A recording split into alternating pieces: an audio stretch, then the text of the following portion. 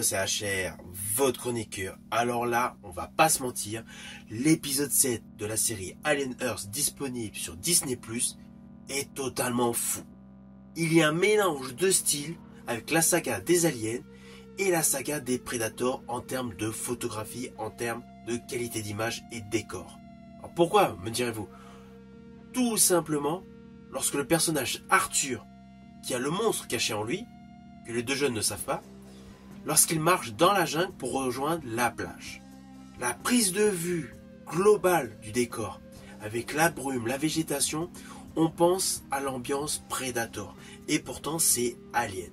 À cela s'ajoute une mise en exergue, tout simplement, du personnage de Xénomorphe, avec la déchirure, la sortie de poitrail, tant attendue par tous les aficionados du genre, et un côté qui fait référence à Aliens de Cameron.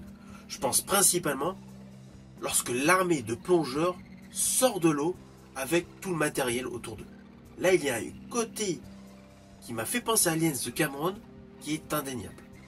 C'est un épisode, l'avant-dernier, qui est davantage intense en termes de scènes d'action, en termes de scènes horrifiques.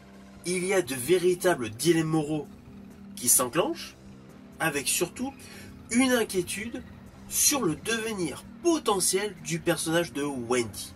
On va pas se mentir, le fait qu'implicitement Wendy dirige le xénomorphe, on se rend bien compte à une certaine scène dans une pièce. Alors je ne vais pas vous spoiler si vous ne l'avez pas vu.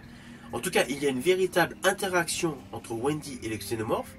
On peut donc s'interroger sur le futur de ses actions avec cette complicité qui se retrouve dangereuse.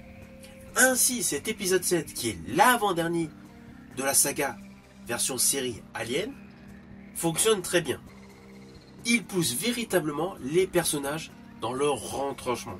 Le ton monte, il y a de l'horreur, des trahisons, et surtout le final va être sous tension. Je pense que l'épisode 8 peut être extrêmement particulier, car le personnage de Wendy, on va pas se mentir, a pris totalement le contrôle de cette série. Perso, je fais partie de ceux qui estiment que cet épisode est excellent. Il y avait une petite baisse de niveau, petite baisse de forme avec l'épisode 6, qui était bon, mais qui était légèrement plus calme en termes de tension scénaristique. Là, cet épisode est un level supérieur.